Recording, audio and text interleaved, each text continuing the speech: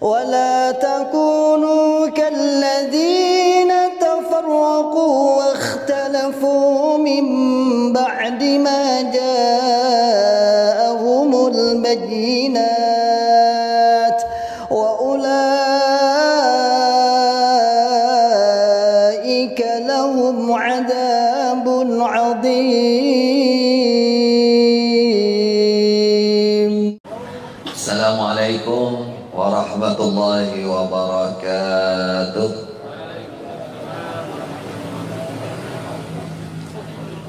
Bismillahirrahmanirrahim. Alhamdulillahi rabbil alamin. Wal aqibatu lil muttaqin wala udwana illa 'alal zalimin. Asyhadu an la ilaha illallah ilahul awwalin wal akhirin. وأشهد أن نبينا محمدا عبده ورسوله وصفيه وخليله بلغ الرسالة وأدى الأمانة ونصح الأمة وجاهد في سبيل الله حق جهاده صلى الله عليه وعلى آله وصحبه ومن سار على نهج إلى يوم الدين. أما بعد, Bapak, Ibu, Saudara, di dalam berjuang, beribadah sebagai hamba Allah, alhamdulillah pagi ini terhitung perdana, awal marrah. Pertama kali kita akan buka pengajian, kajian, majelis ilmu di tempat insyaallah yang penuh dengan berkah ini insyaallah. Kajian sebenarnya direncanakan bersama pemeriksaan kesehatan. Belum diperiksa sudah sehat semua, alhamdulillah. Tapi berhati-hati itu adalah bagian dari usaha. Kita umat Islam diajarkan untuk bertawakal ma'al ikhtiyar. Tawakal kepada Allah bukan berarti menghilangkan usaha. Orang pingin kaya, tawakalnya kepada Allah harus terus, doanya terus. Tapi bukan berarti di masjid terus sedongo angkat tangan sampai tinggi, ngenteni nunggu uang 1 karung jatuh di depannya, ketebuk. Kira-kira ada apa tidak? Umpama ada, itu cerita tak khayalan. Yang namanya orang ingin kaya, ya berdoa, tawakal kepada Allah, lalu juga keluar dari masjid, jualan, berdagang, bertani, berbisnis, itu jalannya. Namanya usaha, tawakal dan berusaha. Ada sahabat bertanya kepada Rasulullah. Dia datang bawa unta, bertanya kaitannya dengan tawakal. Kata sahabat ini, Rasulullah, yang namanya tawakal itu, unta ini saya tinggalkan, saya tawakal sama Allah. Ataukah unta ini saya ikat, biar nggak lepas, lalu saya tawakal kepada Allah, saya titipkan, supaya unta ini tidak hilang. Ben boten hilang unta. Apa kata Rasulullah? Yang namanya tawakal ya kamu ikat unta kamu itu. Lalu kamu berdoa kepada Allah supaya untanya tidak hilang. Itu namanya apa? Tawakal syar'i, tawakal yang sesungguhnya. Ketika Rasulullah dikejar oleh orang-orang kafir Quraisy Mekah waktu mau hijrah, kemudian Rasulullah dan Abu Bakar radhiyallahu an bersembunyi di gua namanya Gua Sur. Gua Sur niku, Sur itu nama gunung. Makanya ada Jabal Sur. Enten sing pun nate mereka ke Mekahnya sudah, Jabal Surnya belum. Kalau Jabal Nur, nah, Jabal Nur yang Gua Hira, tempat Nabi mendapatkan wahyu. Biasanya Indonesia nih terkenal ya, naik ke Jabal Nur. Yang kalau Jabal Nur itu PP 2 jam naik turun. Jabal Nur Gua Hira di atas. Kalau Jabal Sur 4 jam, sekali jalan 2 jam, balik 2 jam. Nah itu penziarahnya ya orang-orang Indonesia. Tapi insya Allah bukan Muhammadiyah. Soalnya di atas cari ini, cari batu, gomoleng di jimat. Masya Allah. Sampai pemerintah Saudi itu bikin tulisan itu bahasa Inggris, bahasa Arab, bahasa Inggris, bahasa Indonesia. Dilarang ziarah mengambil batu-batu dan seterusnya. Masya Allah. Namanya Jabal Sur. Rasulullah dikejar mau dibunuh. Siapa yang bisa membawa kepala Muhammad akan mendapatkan 100 ekor unta. 100 ekor unta ya 100 unta, bukan ekornya saja. Tenanan nih. Ya itu. Pasukan Quraisy mengejar. Lalu Rasulullah bersembunyi di Gua Sur. Bersembunyi. Nah, Gua Sur itu ledokan saitik. Apa ledokannya? Gini, terus ada tutupnya di bagian depan ini, dari atas tuh batu. Jadi kalau orang noleh gini, kakinya kelihatan. Jadi cetek banget. Itu Gua Sur. Apa yang dilakukan oleh Rasulullah? Karena pasukan orang kafir ya bukan hanya puluh, atus, pedang semua. Tinggal motong aja panahnya. Sembunyi Rasulullah. Sampai yang menemani yang takut, Khalifah Bakar berdoa. Ya, apa kata Khalifah Bakar?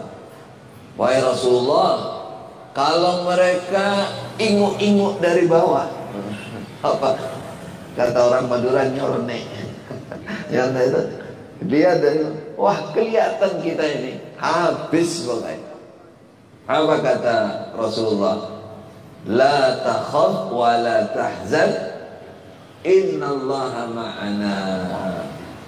Jangan takut, jangan susah, Allah bersama kita. Nah, Allah bersama kita ini, kata-kata ini namanya tawakal. Udah yakin Allah bersama kita.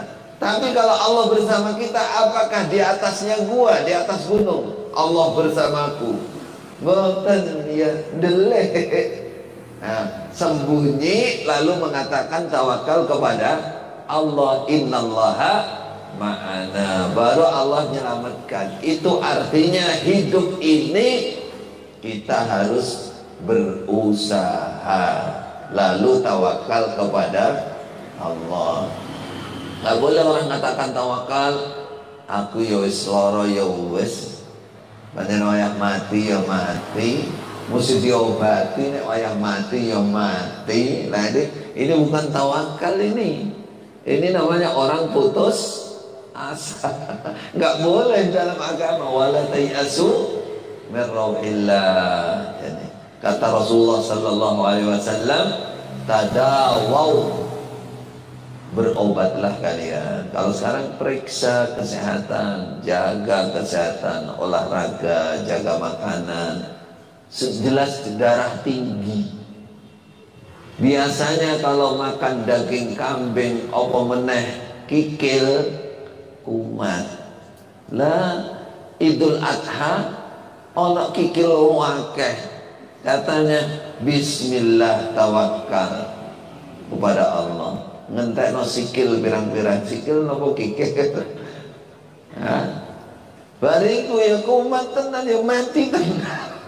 Nah, itu namanya orang meninggalkan usaha. Alhamdulillah kita semua oleh Allah diberikan kesehatan, kewarasan, ya, akal yang sehat, kemudian nikmat berada di dalam Islam, berada di dalam iman, berada di dalam komunitas golongan yang lebih mengutamakan sunnah Nabi. Muhammadiyah ngoten.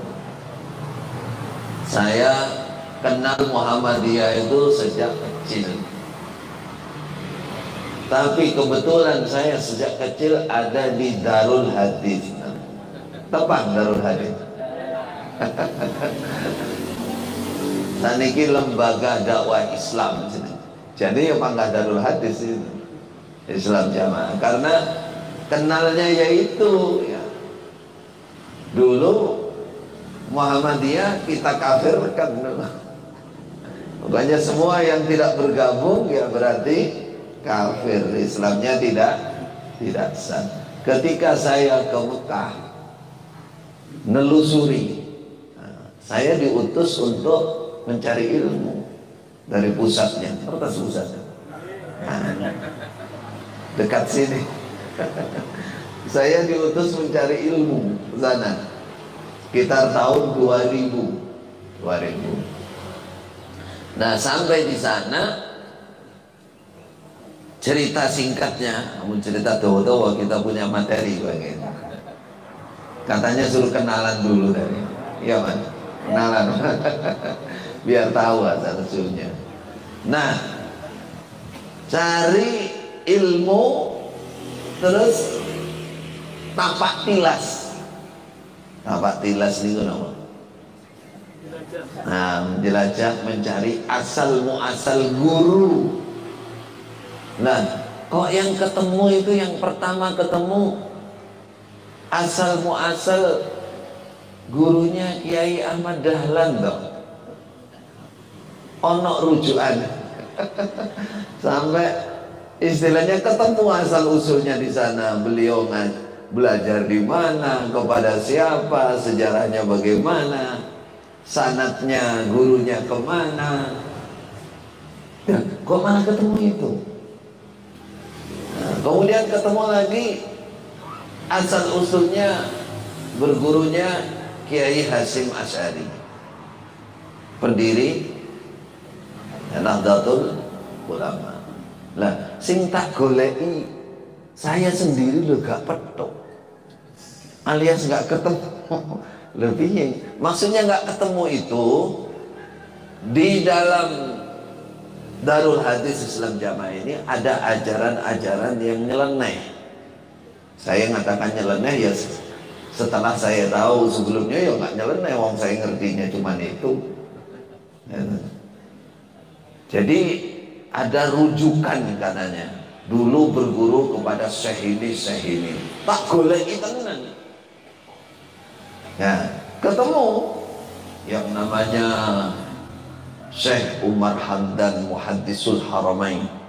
Syekh Umar Hamdan itu guru hadis di Masjid Nabawi dan Masjidil Haram. namanya Syekh Umar Hamdan Al-Mihlasi. Nah itu saya cari itu, ketemu muridnya, cucu muridnya, sehingga saya berguru kepada murid-murid yang ahli hadis. Di situ mulazamah. Kemudian Syekh ada lagi, Syekh namanya Syekh Abdul Zahir, Abu Samah Abdul Zahir. Saya baca tarjumah atau riwayat hidup Syekh itu, rata-rata itu Syekh dari luar, ambilan dari luar. Seperti Syekh Umar Hamdan itu aslinya Tunisia. Bapaknya bukan Tunisia, ibunya yang asli Tunisia. Bapaknya dari Aljazair. Lalu hijrah ke Madinatul Rasul, Madinah. Dan Syekh Umar Hamdan ini berguru masih muda di Madinah, sehingga jadi orang alim, jadi guru hadis di Masjid Nabawi dan Mekah. Ini yang aku sebagai asal usul guru dari Islam Jamaah atau Darul Hadis. Saya ketemu murid-muridnya, kemudian saya berguru, tapi ajarannya tidak ada yang sama. Malah yang mirip-mirip yang Muhammadiyah ini contohnya. Itu artinya tidak ada ajaran yang seperti saya alami selama itu beberapa tahun di Islam Jamaah. Kalau yang tampak, ini kenalannya biar lebih jelas ya. Betul nama. Alhamdulillah. Secara amalan ya hampir sama dengan jenengan semua. Ya, memang ubudiyah namanya, ubudiyahnya sama, ya tidak melafadzkan niat, ya tidak mengeraskan bismillah dan seterusnya. Tapi dalam sisi akidah, keyakinan, yaitu tadi diantaranya takfir. Siapa yang tidak bergabung, tidak masuk ke jamaahnya Darul Hadis ini, berarti Islamnya tidak sah. Kalau masuk itu bukan hanya sekedar masuk organisasi biasa, bukan. Ada di balik itu. Ini barangkali yang belum tahu. Katanya suruh kenalan. Kalau masuk itu bukan hanya sekedar masuk ke sebuah organisasi, bukan. Itu organisasi hanya sekedar baju saja. Kalau masuk itu ada pelajaran khusus yang dikatakan warga mereka itu yang sampai nanti baiat kepada imam. Jadi di dalam itu ada imamnya. Lah kok tahu? Tahu. Imamnya mertua saya kok. Imam kedua. Sekarang imam ketiga, adiknya mertua saya. Jadi yang ngutus ke Mekah itu mertua saya. Itu. Intinya kalau masuk ke sana tidak berbaiat, belum berbaiat, itu belum sah Islamnya. Nah, kalau sudah berbaiat baru Islamnya sah. Yang parah lagi, baru halal hidupnya. Jadi sebelum itu nggak halal, dengan ini haram semua ada di bumi ini. Jadi nggak boleh urip karpe, nggak ada hidupnya, nggak dianggap. Sampai yang paling nemen itu kalau mereka mendoktrin itu, Anda tahu anjing, asu, ngerti kok ya asu gitu, motos, dan anjing lah halal di bumi. Anda sebelum berbaiat, sebelum punya iman, hidup Anda lebih hina daripada anjing. Nggak halal kamu hidup. Semuanya pakai dalil. Yang salah bukan isi dalilnya, cara mengartikannya. Mau contoh nggak dalilnya? Ini malah curhat apa cerita?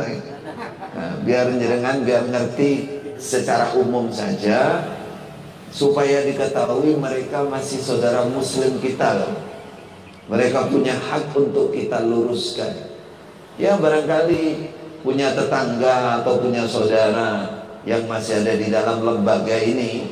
Itu sebenarnya lembaga itu hanya tutup. Beda dengan Muhammadiyah, kan ada program dan lahir batin. Kalau ini lembaganya bukan lahir batin itu. Lembaga lahirnya takwa, batinnya enggak, dalamnya enggak. Itu hanya sekedar tutup saja. Nah, jeruannya ya saya buka ini intinya. Intinya ini. Jadi baru kalau sudah berbaiat itu datang ke situ. Salaman kalau laki-laki. Itu diadakan minimal sebulan sekali. Kalau sudah berbaiat baru sah Islamnya, baru halal hidupnya. Kalau belum berarti Islamnya tidak sah, uripe ora halal. Nah kalau hidupnya nggak halal, semua nggak halal. Kegiatan dengan hal sholat nggak ada manfaatnya, puasa nggak ada manfaatnya, kuabet gua piu ini kayak sampah nih, gua piu. Nah itu. Pakai dalil apa?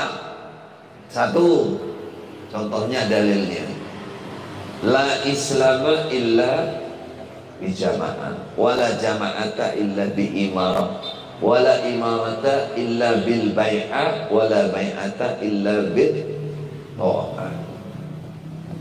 Itu sabdanya Khalifah Umar dalam hadis namanya Darimi, Ad-Darimi. Sebuah susunan hadis Imam Ad-Darimi, namanya hadisnya Ad-Darimi. Sabdanya Khalifah Umar, berarti mauquf kepada Khalifah Umar. Mauquf itu bukan marfu. Yang kedua, hadis ini dhaif, lemah sekali. Dhaifnya itu karena ada satu perawi majhul. Majhul itu tidak dikenal asal usulnya. Yang kedua, ada perawinya yang jatuh, yang hilang, munqati namanya, yang kita putus sanadnya. Jadi hadis ini sudah mauquf. Kedua, dhaif jiddan, dhaif banget. Nah itu dijadikan dasar oleh Islam Jamaah Darul Hadis ini, lembaga ini. Terus yang kedua, memaknainya yang serem banget. Serem no Jawa-Jawa ini. Ngeri tenan. Loh, la islama illa bijamaah. Ora sah Islam mungkui kecuali dengan jamaah. Jadi kamu syahadat, sholat, puasa, zakat, haji, ora kanggo apa? Nah, semua enggak kepake. Gua fiukan kecuali dengan berjamaah. Nah, kalau sudah jamaah, mereka artikan jamaah sing dito. Jadi jamaah, maka mereka akan katakan jamaah kami. Nah, coba. Apa Khalifah Umar kenal dengan mereka yang ada saat ini? Kan sabdanya Khalifah Umar. Seandainya hadis ini sahih, kata mereka jamaah kami. Lah liyane dudu jamaah, hanya jamaah kami. Jadi Islam kamu tidak sah kecuali jika berjamaah, ikut di jamaah kami. Lah apa buktinya bahwa jamaah ini yang dimaksud, jamaah ini yang benar, lainnya tidak? Nah, mereka akan katakan karena kami sudah membentuk jamaah kami ini sejak tahun 40 sebelum Indonesia merdeka. Apa mereka katakan? Waktu itu hanya beberapa orang, maka kami mendirikan jamaah, mengangkat yaitu Bapak Kiai Haji Nur Hasan, itu kakek istri saya, sebagai imam. Tuh, dari tahun 40. Oh, sebelum itu nggak ada. Maka berarti yang paling sah adalah kami. Jadi yang saya maksud seperti ini, saudara, kalau mereka mendengar, pasti mereka katakan, aduh pengkhianat, aduh manusia nggak tahu diuntung, wis dipek mantu di sekolah nopisan. Nah, itu mereka lagi begitu. Kita nggak bicara masalah itu, sekarang bicara masalah agama Islam, agama dari Allah dan sunnahnya Rasulullah, itu harus dijaga, harus dijaga. Nah, itu mengalahkan hubungan keluarga itu, karena kesesatan, maka harus kita jelaskan. Mungkin ada yang bertanya, lah apakah tidak dibenahi dulu Ustaz? Loh, saya 7 tahun di dalam bertahan ini untuk membenahi ini, pelan-pelan, awal-awal. Karena kalau terang-terangan belum berbunyi saya sudah dibuang duluan. Nah itu, yang pelan-pelan. Tapi pada akhirnya intinya saya ketahuan dan teman-teman, karena yang lulusan Mekah itu 3 orang. Yang awal-awal dulu, pertama saya, kemudian ada beberapa orang dikirim lagi. Setelah lulus istilahnya dari sana, pulang itu ingin membenahi dari atas. Di ujung 6 tahun, kurang lebih 6 tahun, nah kita ketahuan, gerakan kita ini ketahuan, ingin meluruskan, jangan mengkafirkan umat Islam yang lain. Intinya itu, jangan menganggap bahwa imam dan jamaah yang ada di dalam ini satu-satunya jalan masuk surga yang paling sah. Intinya itu, kita ingin menetralkan itu. Terus ada tarikan-tarikan sedekah yang diwajibkan. Tuh, ada 10% setiap bulan. Satu-satunya keluarga, satu-satunya jamaah harus store 10%. Ada yang di bawahnya 7,5%, minimal 2,5% sesuai dengan nilai kepemilikan harta yang ada. Itu mirip zakat, bahkan lebih kuat daripada zakat. Nah itu contoh itu yang juga ingin kita luruskan. Janganlah yang wajib itu zakat, lainnya itu sunnah. Kalau sunnah itu ya sesuai dengan kemampuan per orang dan keinginannya dia, tidak boleh dijatah, kecuali kalau sudah hasil kesepakatan bersama. Kalau hanya merintah atas nama kamu, atas namanya itu Anda semua sudah baiat kepada Bapak Imam gitu. Nah Bapak Imam punya perintah setiap bulan Anda harus nyetorkan, bahasanya infak sebesar ini. Kalau Anda tidak store, Anda tidak diakui sebagai jamaahnya Bapak Imam. Nah gitu. Nah kalau nggak diakui, nanti hari kiamat lanjutannya gitu, Bapak Imam nggak nyaksikan Anda, biar mlebu swarga. Bagaimana caranya masuk surga? Begitu cara mendoktrin. Jadi kembali ke asal tadi saudara, bahwa saya dan teman-teman 6 tahun sampai di ujung 7 tahun, 6 tahun sudah mulai ketahuan.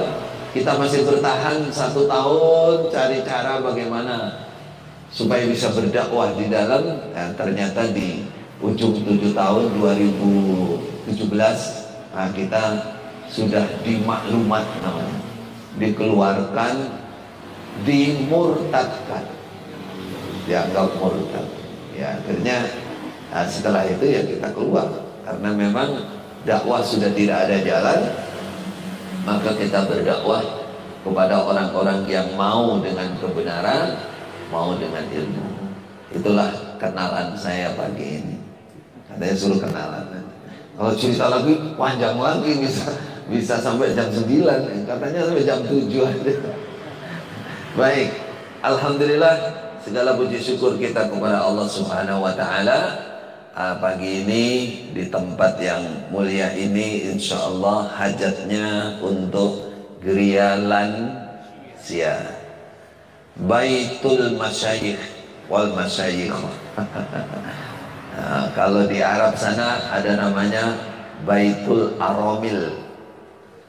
Ya geria sesepuh, wanita-wanita yang sudah sepuh ada. Itu kita jumpai. Di sana kegiatannya kalau Baitul Aromil itu ngafalkan Quran ibu-ibu. Kalau ibu-ibu, bapak-bapak juga gitu. Loh, wong sepuh-sepuh kok ngapal ke Quran? Ya sak dapatnya. Loh, ada yang berhasil itu, mulai 60 tahun, 70 tahun berhasil ngapalkan Quran selama 10 tahun. Meninggal husnul khotimah dalam keadaan sujud sholat malam. Dan ada yang berhasil 7 juz. Saya pernah dengar cerita dari salah satu syekhah wanita tua. Saya cerita, teman saya 60 sekian mati duluan. Umurnya umurnya hafalannya 7 juz. Nah, ketika teman saya itu meninggal mati, saya bermimpi melihat dia sudah berenang di sungai surga.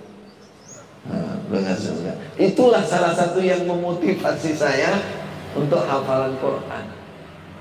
Itu contoh, maksudnya yang kita lihat di Mekah seperti itu. Orang kalau sudah sepuh, ya bukan diajak jalan-jalan mana-mana, ya sekali waktu lah jalan-jalan. Orang kok sepuh dijain lapangan, pantai-pantai, kursi roda, enggak. Sepuh itu diajak ibadah, zikir kepada Allah. Ya olahraga ya sekali waktu, tapi bukan koyok cah nom dijak ben seneng ya. Dan itu bukan ben seneng, malah jelomprong nih jenenge. Wong sepuh ya diajak zikir, diajak ibadah, olahraga sekali waktu, disenangkan pikirannya. Nah, itu yang saya jumpai di sana seperti itu. Memang dijaga betul di negara sana itu. Orang-orang tua itu ya dikondisikan, dibiayai oleh negara. Kalau di sini kan harus organisasi yang punya perhatian seperti itu.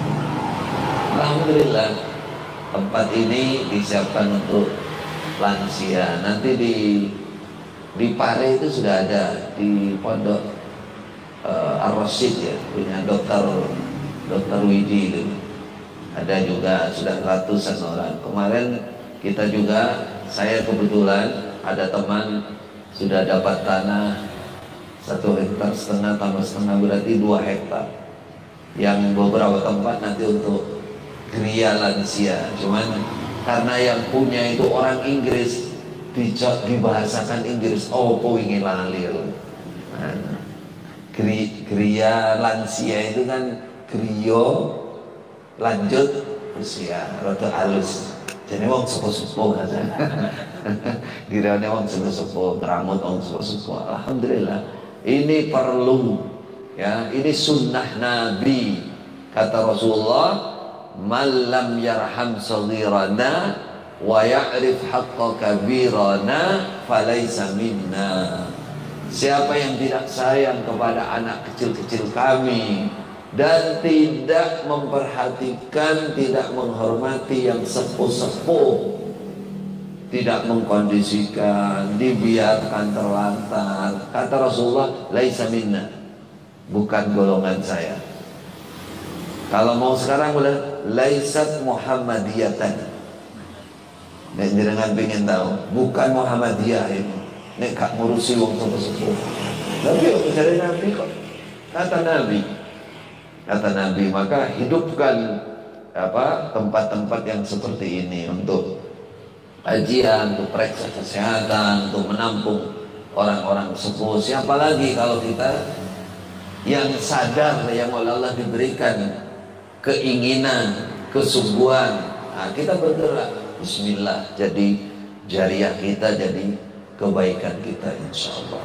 Maka semoga tempat ini Allah memberkahi dan terus berkembang baik, kemudian bercabang-cabang di tempat yang lain insya Allah. Insya Allah. Barakallahu fikum. Pagi ini kita akan sedikit membahas kaitannya dengan masalah kemerdekaan. Ini lah merdeka nah. Aku dikurung merdeka. Niki bulan Agustus. Berarti negara kita sedang atau akan merayakan kemerdekaan. Merayakan kemerdekaan. Apakah merayakan kemerdekaan itu ada sunnahnya? Ada, tapi yang dalam koridor tidak melanggar syariat. Merayakan itu kan ungkapan kesyukuran. Kalau dalam Islam yang namanya ungkapan kesyukuran itu nomor satu itu ibadah, meningkatkan ibadah. Nomor dua, makan-makan, minum-minum. Nah, bil ma'ruf, tapi jangan berlebih. Artinya senang. Itu gambaran seseorang bersyukur. Contohnya orang dapat rezeki anak yang tenang buat syariat. Akikah, mangan. Ada orang nikah, walimatul, itu ungkapan kebahagiaan. Itu bersyukur. Saudaraku yang dirahmati oleh Allah, nikmat kemerdekaan itu dibahas di dalam Al-Quran dan juga dicontohkan dalam sunnah Nabi. Kalau dalam Al-Quran contohnya yang diceritakan penjajahan itu penjajahan Fir'aun. Raja Fir'aun menjajah Bani Israel. Ada di beberapa ayat dalam Al-Quran. Apa isinya? Allah mengecam, melaknat para penjajah. Berarti penjajahan di atas dunia harus dihapuskan karena tidak sesuai dengan peri kemanusiaan dan pembukaan Undang-Undang Dasar 45 yang pernah makan bangku sekolah harusnya masih ingat. Apalagi kepala sekolah masih ingat. Jadi harus dihapuskan.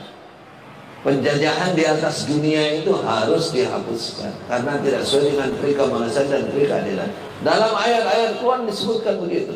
Inna fir'auna ala fil ardi. Si Fir'aun itu penguasa yang sombong di dalam bumi, dicela oleh Allah, dilaknat oleh Allah. Wa ja'ala alaha syi'a. Dia membagi-bagi penduduknya menjadi berkasta-kasta, memecah belah, tidak mempersatukan. Itu yastad'ifu ta'ifatan minhum, sebagian dia jajah, yaitu Bani Israel, dianggap lemah. Yudabbihu abna'ahum, dia berlaku zalim, dia bunuh anak-anak Bani Israel. Dia biarkan wanita-wanitanya hidup, laki-lakinya pateni. Digambarkan dalam Al-Quran betapa penjajahan itu adalah kezaliman, penindasan, tidak menghargai manusia lain, dianggap kafir, dianggap anjing. Nah, itu penjajah itu yang begitu, akalnya penjajah walaupun orang Indonesia. Itu jadi tidak menghargai manusia lain, itu penjajah atau akalnya penjajah, bawaannya bukan, nggak boleh. Dalam Al-Quran nggak boleh. Manusia itu merdeka. Kata Khalifah Umar, mata istaqbatumun nas wa qad awladathum ummuhum abrara. Kepada para gubernurnya, pada para wakilnya, ada yang kebetulan, ada yang salah. Dia tidak berlaku adil kepada rakyatnya, walaupun rakyatnya itu non muslim. Jadi Khalifah Umar punya wakil namanya Amr bin As di Mesir. Lalu anaknya itu mukuli rakyat bukan Islam, Yahudi, dicambuk karena anaknya gubernur ini kudanya waktu pacuan kalah sama Yahudi. Di negara Islam ada penduduk Yahudi, harusnya kan biasanya kalau Yahudi menguasai kan Islamnya yang di Islam tidak ada penjajahan dalam Islam. Ketika berkuasa, gubernur pun harus adil kepada rakyatnya. Apa yang terjadi? Lalu Yahudi dan anaknya yang dipukul tadi oleh anaknya gubernur dipanggil ke Madinah semua. Panggil ke Madinah, si Yahudi dikasih tongkat, kasih cambuk sama Khalifah Umar. Pukul itu, balas anaknya gubernur itu. Padahal gubernurnya Muslim, wakilnya beliau sendiri Amr bin As. Kemudian anaknya yang Muslim, penguasa. Kalau sekarang gubernur, anaknya penguasa. Yahudi rakyat biasa, miskin, bukan orang Islam, tapi itu rakyat di situ. Kata Khalifah, ambil cambuk, balas dia, cambuk sama Yahudi. Kata Khalifah Umar, sekalian bapaknya ini, gubernur ini. Loh, kok bapaknya? Kata Khalifah Umar, anaknya nggak mungkin berani mukul kamu kalau bukan anaknya ini. Pukul sekalian bapaknya. Kata si Yahudi, jangan, yang mukul saya hanya anaknya, saya balas anaknya. Wahai Khalifah yang sangat adil, Islam seperti itu, keadilan sosial bagi seluruh rakyat Indonesia. Kalau tidak cocok penjajahan dengan pri kemanusiaan dan pri keadilan, tidak boleh dalam Islam. Menjatuhkan manusia bersifat zalim, itulah kemerdekaan. Arti dari kemerdekaan yang sesungguhnya. Sungguhnya kata Khalifah Umar kepada gubernurnya, mata istaqbatum an-nas wa qad auladathum ummuhum ahrara. Sejak kapan kamu memperbudak manusia, menjajah manusia, di mana semua manusia dilahirkan oleh ibunya dalam keadaan merdeka. Jadi saudara, dari Al-Quran, dari sunnah Nabi, penjajahan itu tidak ada di muka dunia, nggak boleh. Islam kalau berkuasa tidak boleh menjajah.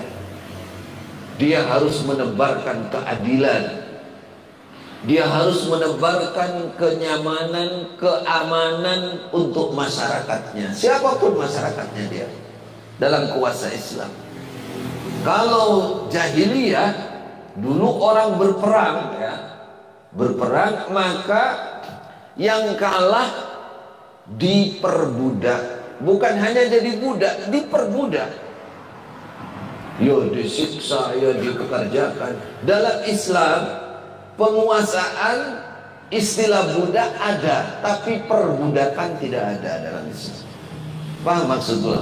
Karena itu aturan perang memang, aturan perang. Tapi perbudakan dalam Islam tidak boleh. Kata Rasulullah, budak-budak itu walaupun dia masih kafir, dalam tangan kalian itu adalah saudara kalian. Kalian harus ngasih makan dia apa yang kalian makan, kasih pakaian dia apa yang kalian pakai. Jangan memaksa dia bekerja yang di luar kemampuan dia. Itu jelas aturan dalam Islam, nggak boleh. Bahkan pahala yang sangat tinggi dalam Islam itu memerdekakan budak. Coba, ada untuk peleburan dosa-dosa, kafarah sumpah, kemudian kafarah itu memerdekakan budak walaupun dia masih kafir. Itu dalam Islam. Jadi Islam itu kalau sudah berkuasa dilarang menjajah. Yang ada harus menebarkan kemakmuran bagi rakyatnya, keadilan bagi rakyatnya, menjaga hak asasi manusia, hak-hak dia sebagai manusia, bukan hanya sebagai muslim, sebagai manusia. Dia punya hak. Merdeka betul. Islam itu agama merdeka. Agama merdeka. Jadi saudaraku yang dirahmati oleh Allah, pernah satu saat ya, kejadian ketika Islam menguasai kawasan Samarkandi.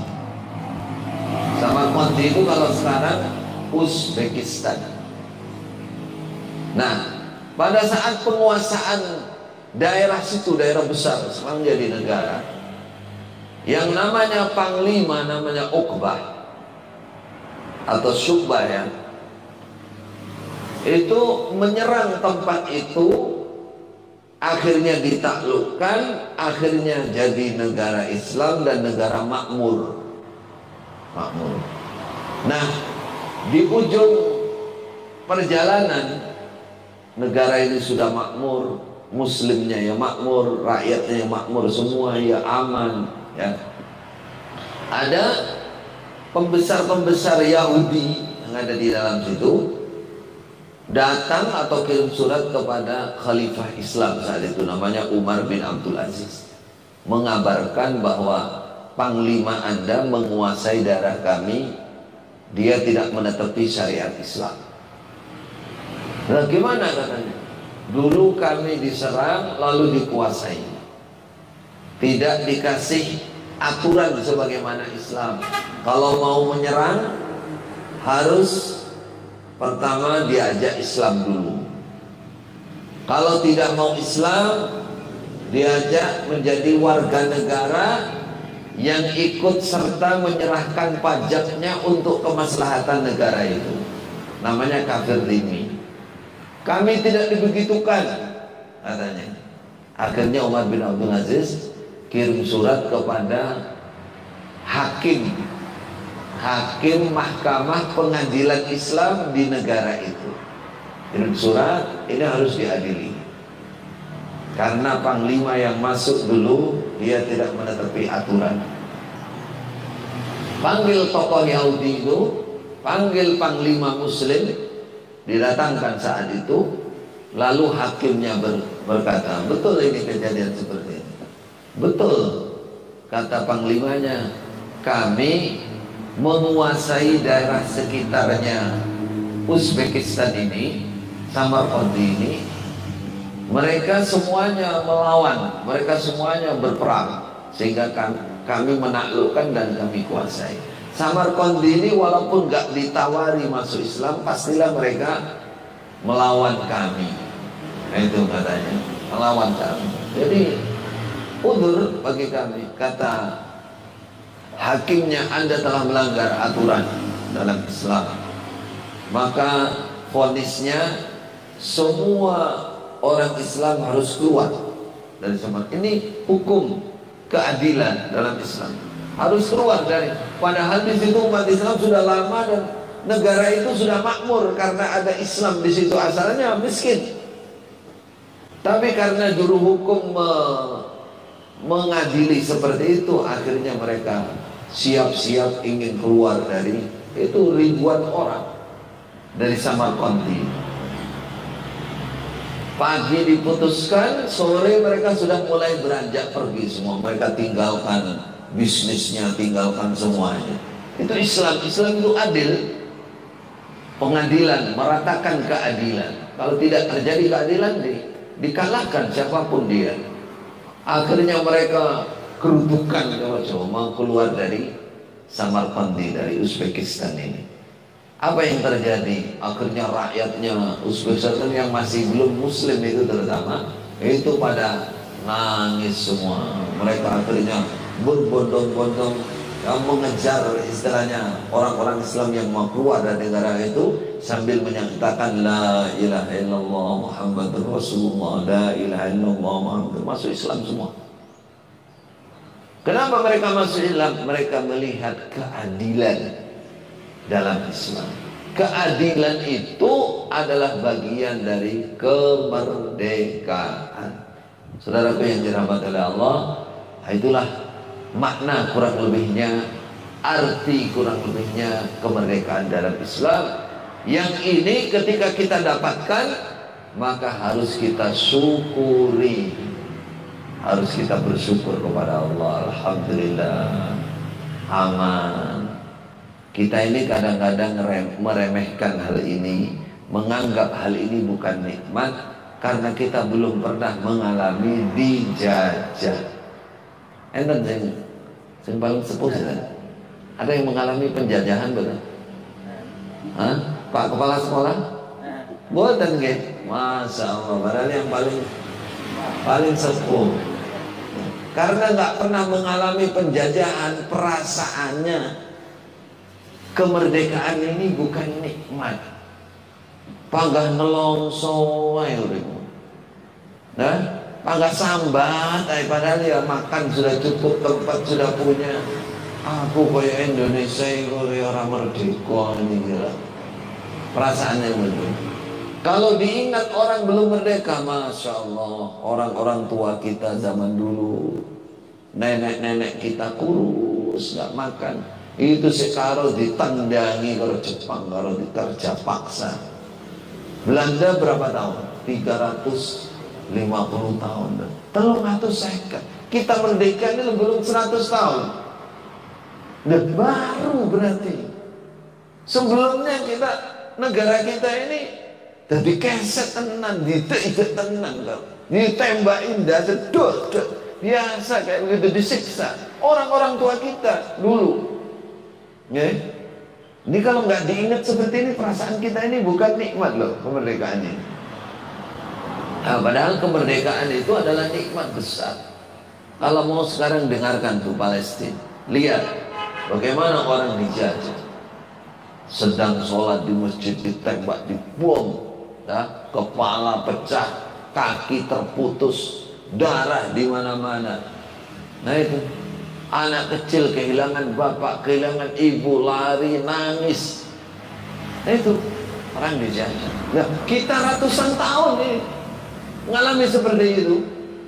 Lalu Allah kasih kenikmatan kita, kemerdekaan. Perlu disyukuri nih pembuatan. Disyukuri. Bagaimana mensyukurinya? Mensyukurinya mengisi kemerdekaan ini dengan kebaikan. Dengan kebaikan. Satu, kemakmuran negara ini. Itu udah pasti. Apakah Islam berbicara tentang kemakmuran negara? Iya. Islam itu harus memakmurkan negara kita. Pernah ada yang pernah baca ayatnya kan? Standarisasi kemakmuran negara itu dua. Baldatun tayyibatun wa rabbun ghafur. Dua. Baldatun tayyibah, negara yang baik. Bagaimana negara yang baik? Makmur, jaya, ekonominya terjamin, rakyatnya cukup, keadilan merata di mana-mana. Itu namanya tujuan dalam Islam. Rabbana atina fid dunya hasanah wa fil akhirati hasanah. Fid dunya atau fil akhirati mboten. Fid dunya hasanah. Tujuan dalam Islam. Jadi kita semampu kita berusaha bagaimana negara kita ini menjadi negara yang tetap aman, bersatu, makmur, maju, rakyatnya maju, ekonominya maju, SDM-nya, SDA-nya. Itu Islam loh. Jadi kalau Muhammadiyah datang untuk memajukan warganya sudah tepat. Orang mikirnya agama apa? Sholat tok enggak.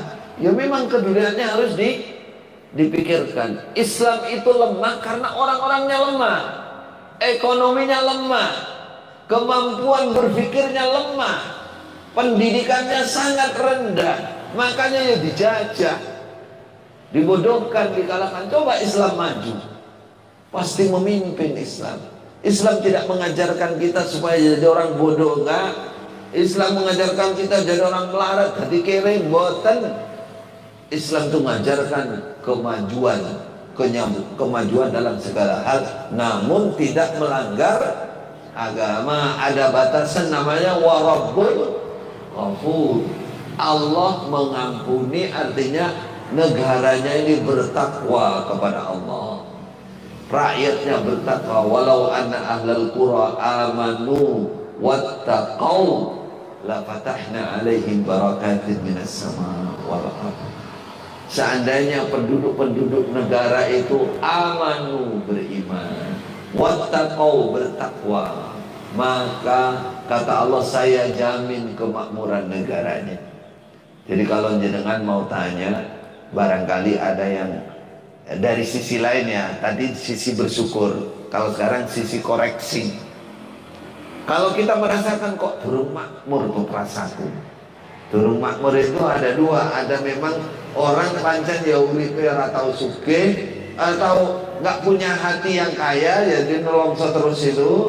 Tapi kalau kita baca misalkan kok belum sesuai itu, kekayaan alamnya, SDA-nya dengan kenyataannya kok belum sesuai di Indonesia misalkan. Maka jawabannya dua ini, koreksinya iman dan takwa. Karena Allah menjamin walau annahum amanu wattaqau, kalau mereka beriman dan bertakwa kepada Allah, la fatahna alaihim barakatin minas sama' wal ard, saya buka kata Allah kemakmuran barokah dari langit maupun dari bumi.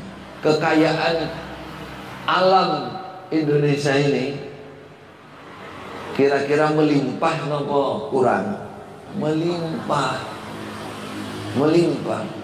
Kenapa kita misalkan bilang belum kemakmuran, belum rata? Ya, maka kalau tanya jawabannya amanu wat taqwa, beriman dan takwanya ini belum koreksi. Beriman dan bertakwa. Bertakwa itu contoh bertakwa. Bertakwa itu contohnya adalah orang-orang yang takut kepada Allah, dia pegang amanat, bisa dipercaya karena dia takut sama Allah.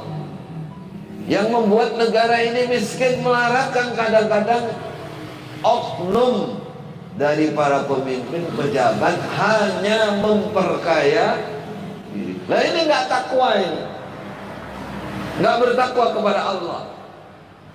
Mensyukuri kemerdekaan, wajib kita berusaha memakmurkan negara ini menuju kemakmuran yang sesungguhnya.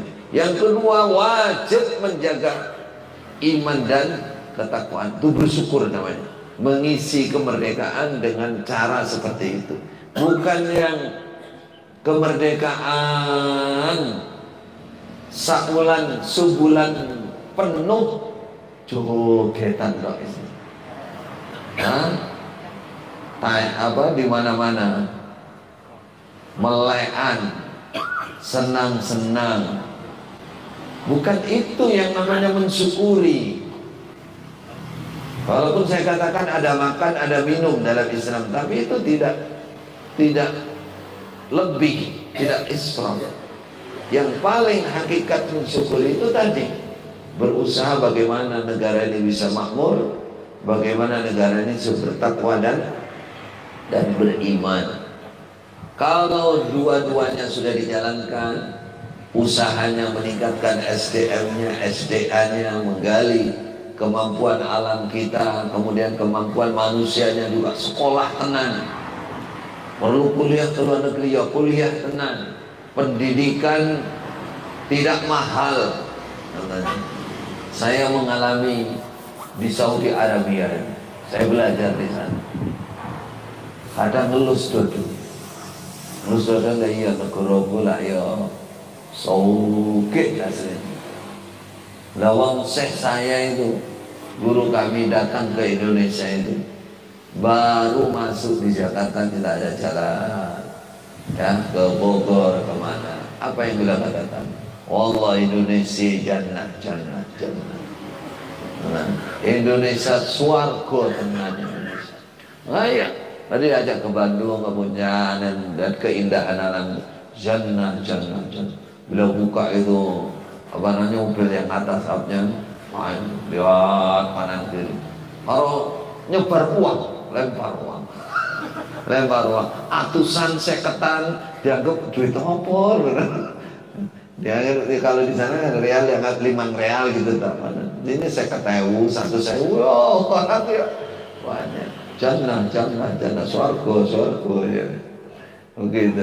Sampai di jalan itu hujan, kacanya dibuka, tangannya dikeluarkan. Hujan. Masya Allah. Nikmah itu nikmat dari Allah. Memang di sana jarang hujan. Jadi keluar kanan, bahasa-bahasa nikmat. Saya guyoni dari belakang. Saya huna laisa bi ni'mah, hada min matar, laisa min ni'mah, walakin niqmah. Kalau nikmah itu nikmat, kalau nikmah itu siksa. Loh, kok nikmahnya? Banjir saya di sini kalau terus hujan. Banjir. Jadi saudara, memang betul ya, kekayaan alam kita luar biasa. Jawabannya kenapa tidak lebih kaya daripada Saudi, tidak lebih makmur daripada Saudi? Dua dari itu, amanu wattaqau. Itu saja jawabannya. Amanu wattaqau. Pendidikan di Saudi gratis. Dari luar negeri itu dibiayai. Di sana saya tolek mencari ini kurang lebih 10 tahun, nggak pernah lapar. Alhamdulillah. Coba nih pas poso. Memang puasa ya lapar. Beras tinggal ngambil teh sakarung itu di majelis biasa itu. Kalau mau kasih kertas itu ambil di sana. Makan 1 bulan turah. Nah, istri melahirkan datang ke Baitul Mal. Lahiran di mana? Oh di sana. Mana buktinya? Butuh berapa ribu riyal? Anak-anak gitu tak? Masya Allah, mau enak ya. Dan masa saya sekolah itu bisa beli mobil itu koyong kerja, bulanan dapat. Kebetulan kalau berprestasi di sana apa lagi, hadiah itu banyak. Saya yang juara, kebetulan saya termasuk 10 besar kayak begitu deh di Masjidil Haram, walaupun wong Arab genah Arab dari luar ya, tapi kalau prestasi di sana oke. Jadi enggak, yang saya bayangkan tuh masya Allah negara kita ini sakjane harus bisa, kekayaannya lebih dari itu. Cuman ya itu tadi jawabannya amanu wattaqau. Ketakwaannya harus dijaga, keimanannya harus ditingkatkan. Itu adalah bagian dari mengisi yang namanya kemerdekaan.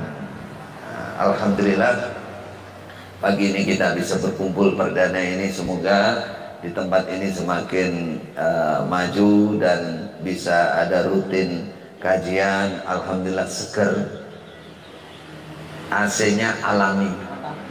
Gusti Allah. Saya tadi lupa nggak pakai jaket, tapi tak harus sowoker gitu kan. Bismillah. Nggih, mugi-mugi Allah paring manfaat, paring berkah, saged menjadi kelancaran untuk kita semua. Barangkali ada yang ingin bertanya? Monggo silakan. Tentang kelompok. Nggih. Saya yang dengar tadi. Ya. Katanya dulu itu kalau orang lain masuk musolanya sholat itu dipek. Ya, itu apa betul gitu. Ya. Saya masih katanya belum yakin. Baik. Ya, Ustaz sudah mengalami. Baik. Jadi pertanyaannya ini, beliau mendengar bahwa di golongan saya dulu, ya, di golongan saya dulu, kalau ada orang dari luar jamaahnya masuk ke masjidnya, lalu dipel, betul apa tidak? Jawabannya betul. Kalau mereka nggak ngaku, ya namanya maling apa ya ngaku. Ibaratnya begitu. Nggak mungkin ngaku. Lah kenapa kok betul? Iya, karena gandengan dari keyakinan tadi, mengkafirkan tadi, bahwa orang di luar mereka najis. Pakai dalil, pakai. Mana dalilnya? Innamal musyrikuna najas. Surat At-Taubah. Sesungguhnya orang-orang musyrik itu najis. Jadi semua yang di luar ini katakan musyrik. Itu keyakinan. Nah, saya masih kecil dulu, ya seperti itu dalilnya. Kayak ada orang wong jopo ngarana, cara Jawa. Wong jopo itu mereka orang luar, bahasanya gitu. Luar kita, najis. Ya, itu keyakinan. Nah, setelah saya pulang dari Mekah, saya ingin sedikit-sedikit menghilangkan ini. Dulu yang pernah saya masukkan di situ namanya ada teks daerahan.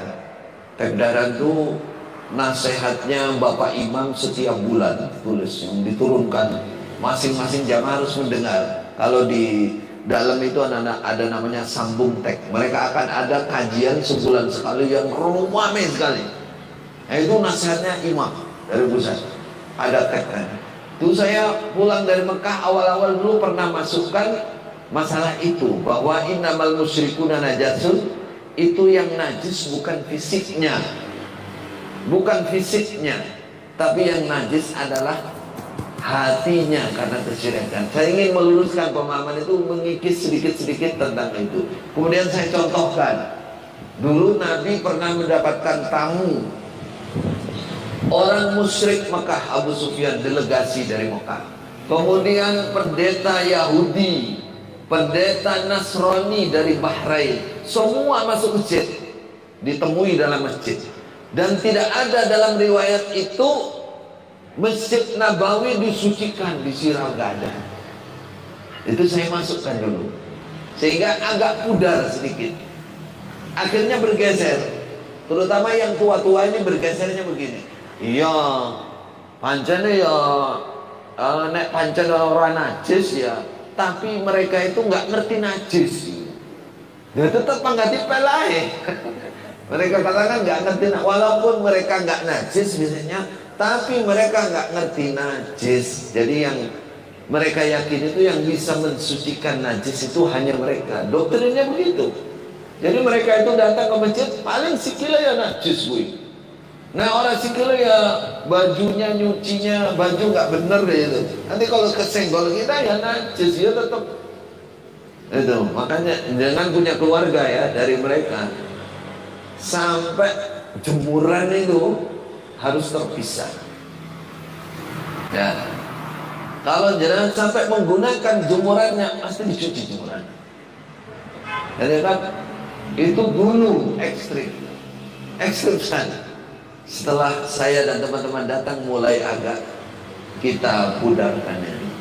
Nah kalau sekarang mereka yang banyak itu kalaupun nggak ngomong orang luar itu najis, mereka akan ngomong orang luar itu tidak ngerti najis. Udah pasti gitu. Jadi harus kita bersihkan. Kadang-kadang itu yang mentol itu, kalau ada orang luar dari mereka masuk jeding itu diikuti. Itulah iku mau cebok apa ora, kira-kira iku nyiprat apa ora. Mereka gitu. Delok celana iku kira-kira sarune. Nanti kalau masuk masjid, itulah sebelah mana nanti dipel. Cuma seperti itu. Kalau dulu, ya itu keyakinan. Itu keyakinan. Ya sampai sekarang orang-orang secara umum di dalam itu seperti itu. Sambut. Monggo. Tentang tadi itu ayat kau gitu. Mungkinkah apa ini kemakmuran itu tidak terjadi di sebuah negara, tapi hanya terjadi di sebuah dusun misalnya. Jadi atau mungkin lebih kecil. Nah, baik. Jadi walau anna ahlal qura itu jamak dari qaryah, desa-desa atau kota-kota itu menggambarkan sebuah kawasan dalam satu kekuasaan negara, bisa bermana negara. Tapi kalau pertanyaannya apakah di suatu tempat, suatu desa, suatu dusun, kalau memang rakyat di situ amanu wattaqau semua, apakah juga ada jaminan? Udah pasti. Jangankan satu dusun, perorangan kita ada jaminan dari Allah jika beriman dan bertakwa. Lainnya tidak makmur, dia makmur sendiri. Satu orang aja, apalagi banyak orang, jaminan itu pasti ada. Tidak harus, maksudnya tidak harus satu negara. Kan susah kalau satu negara ada non muslim, ada juga muslimnya ya abal-abal lah, itu kan ada. Maka perjuangannya amanu wattaqau bagi kita masing-masing. Pertama diri kita, keluarga kita, masyarakat sekitar kita. Kita ciptakan bagaimana bisa terbentuk amanu wattaqau. Perorangannya juga ada jaminan. Ayat langsung, contohnya wa may yattaqillah yaj'al lahu makhraja wa yarzuqhu min haitsu la yahtasib. Perorangannya siapa saja. Kita tadi kan poinnya bahwa kita mensyukuri kemerdekaan itu kan harus ngerti arahnya kemana. Kadang kita itu tidak ngerti bahwa kita bekerja dalam bidang pertanian, perdagangan, atau mungkin jadi pegawai, jadi pejabat.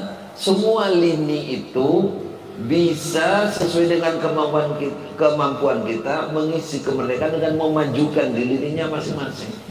Itu kalau ikhlas niatnya, itu namanya bersyukur. Itu jadi ibadah, jadi agama kita. Terus hubungkan dengan aman wa taqwa.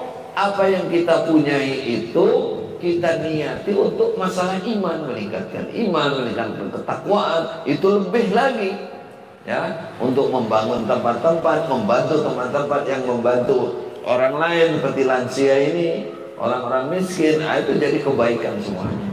Barakallah. Baik. Wonten malih ibu-ibu, ada yang ditanyakan? Mau nanya gimana? Sudah makan, sudah sarapan, boleh sambil sarapan kata nomor apa? Kalau ada, tidak ada ya, alhamdulillah sudah kenyang. Barakallah. Baik, cekap nggih.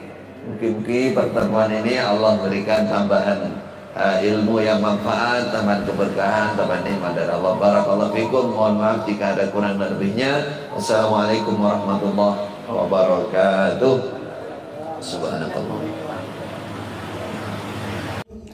ولا تكونوا كالذين تفرقوا واختلفوا من بعد ما جاءهم البينات وأولئك لهم عذاب عظيم.